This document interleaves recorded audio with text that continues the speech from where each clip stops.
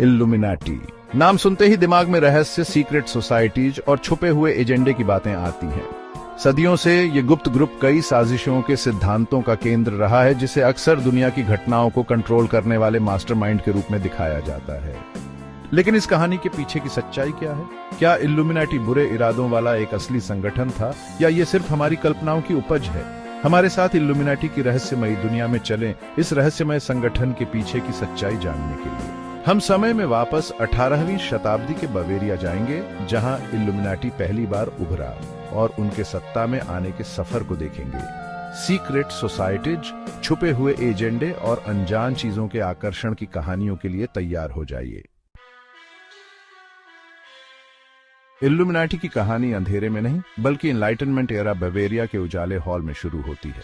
1776 में एडम वाइसहाउप्ट नाम के एक युवा कानून के प्रोफेसर ने इल्लुमिनाटी के ऑन ऑर्डर की स्थापना की, जो बौद्धिक आकांक्षाओं वाली एक सीक्रेट सोसाइटी थी।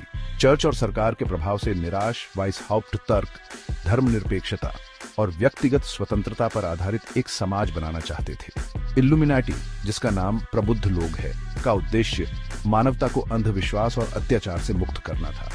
विज्ञान की शक्ति में विश्वास करते थे और पूरे समाज में ज्ञान के विचारों को फैलाना चाहते थे। हालांकि उनके तरीके गुप्त थे। अधिकारियों की नजरों से बचने के लिए सदस्य छद्म नाम, सीक्रेट कोड और विस्तृत रीति रिवाजों का इस्तेमाल करते थे। अपने नेक इरादों के बावजूद इल्लुमिनाटी का अस्तित्व अल्पकालिक था।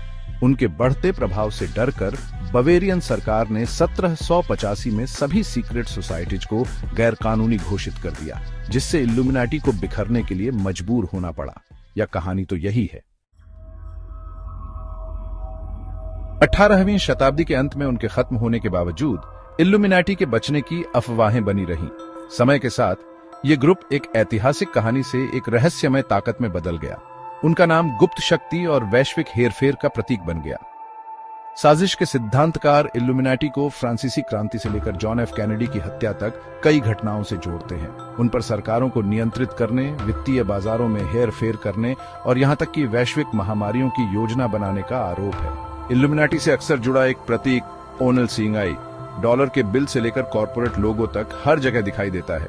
साजिश के सिद्धांतकारों का दावा है कि यह इल्लुमिनाटी के व्यापक प्रभाव का सबूत है, एक मौन चेतावनी है कि वे हमेशा देख रहे हैं।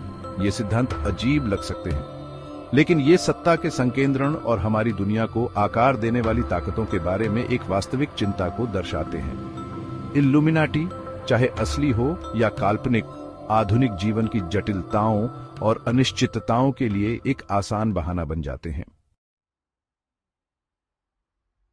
इल्लुमिनाटी का आकर्षण इस दिलचस्प संभावना में है कि एक सीक्रेट ग्रुप पर्दे के पीछे से दुनिया को नियंत्रित करता है। फिर भी उनके रहस्यों को उजागर करने के लिए समर्पित अनगिनत किताबों, वृत्तचित्रों और वेबसाइटों के बावजूद आधुनिक इल्लुमिनाटी के अस्तित्व का समर्थन करने के लिए कोई विश्वसनीय सबूत नहीं है। कभी कोई पुख्ता सबूत नहीं मिला, कोई सीक्रेट मीटिंग के मिनट्स नहीं मिले, उनके निरंतर अस्तित्व की पुष्टि करने के लिए कोई अकाट्य प्रमाण नहीं मिला।